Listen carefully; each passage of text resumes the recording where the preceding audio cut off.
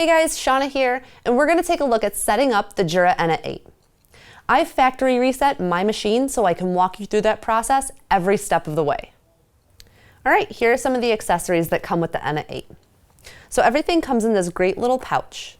Here we have the manual and paperwork that come with the machine. We have the JURA Clear Smart Mini Filter. We have the JURA Water Filter Adapter. We have the JURA two-phase cleaning tablets. We have the coffee scoop. We have the funnel for the bypass chute. We have the milk system cleaner. And we also have the milk system cleaning container. And lastly, we have your water hardness test strip and the adapter for your milk system. Now that we've taken a look at some of our accessories, let's get our machine set up. So the first thing you're going to want to do is turn on the machine. You'll find the power button back here on the top back of the machine. You press that, it'll prompt you to choose a language. Luckily, English is right here, so we can just make our selection. So it'll save the language there. From there, it will prompt us to put in our water hardness setting. It's important to be as accurate as possible with this because this will determine how frequently the machine will need to be descaled or how frequently the water filter needs to be changed. Now, I have a water hardness test strip that we actually did just a little while ago here, so I have mine set as I see on the strip.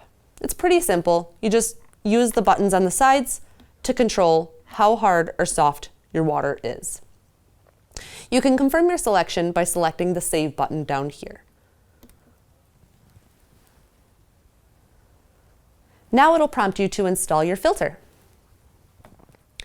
To install our water filter, first we're going to take our water filter adapter and we're going to apply it to the top of the water filter itself.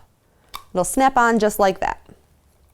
Next, we're going to take our water reservoir and take it off of the machine, take the lid off, and we're going to put that right in the reservoir. And you'll want to make sure that the top tabs of the adapter fit right into the slots within that reservoir. From there, we can fill our reservoir and put it back on the machine. All right, with our filter installed and our reservoir filled, we can put the reservoir back on the machine. From here, the machine will rinse. It's doing a priming cycle through that water filter and will output the rinse water through the front spout.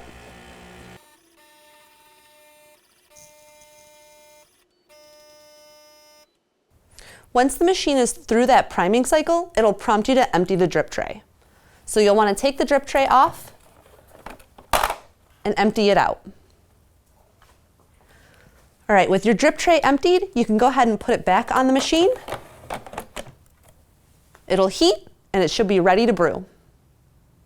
Let's take a look at the navigation of the screen. This is your home screen here. And on here, you can see a couple different things. We have our drink selections, which you can page over using this button here.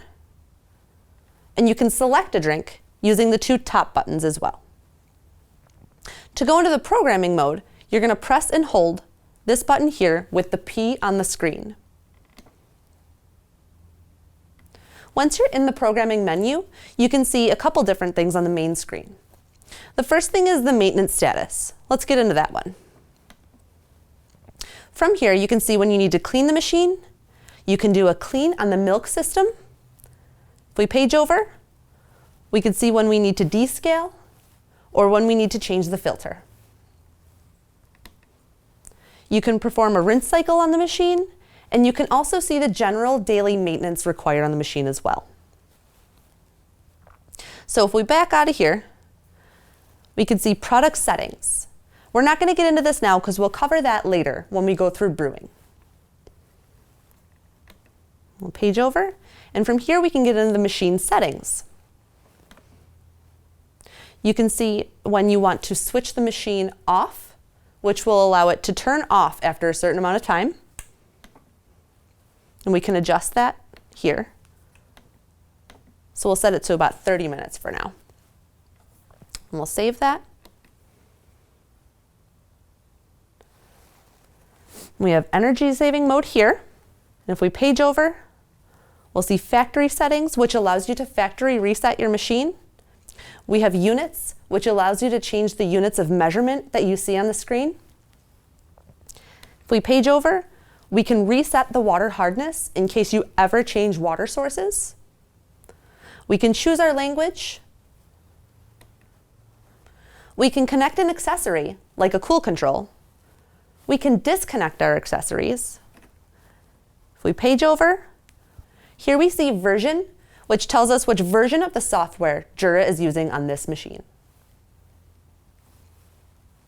If we back out, we can go back to our brew screen.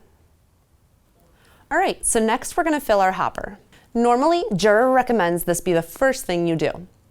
This doesn't really alter the setup of the machine in any way, so as long as you do it before you start brewing, it should be totally fine. All right, the first thing we're going to want to do is remove the hopper lid.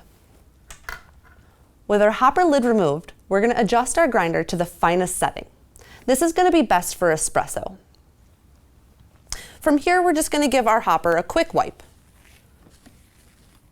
We can then add in our beans. Here I'm using the Whole Latte Love Crema Wave. This is usually a pretty good bean. It's a medium roast. I'd recommend using any medium or light roasts, but staying away from oilier or flavored coffees. The use of such can kind of cause some gunk in your burrs, cause some issues with the machine later on. So now that we have our beans in our hopper, we can go ahead and close that lid there, and we should be good to brew. As a final note, if you ever have to adjust the grinder once you've already got beans in it, you're going to want to make sure you're doing so while the grinder is running. So if you hit the button to brew, that's when you're going to want to adjust your grind setting.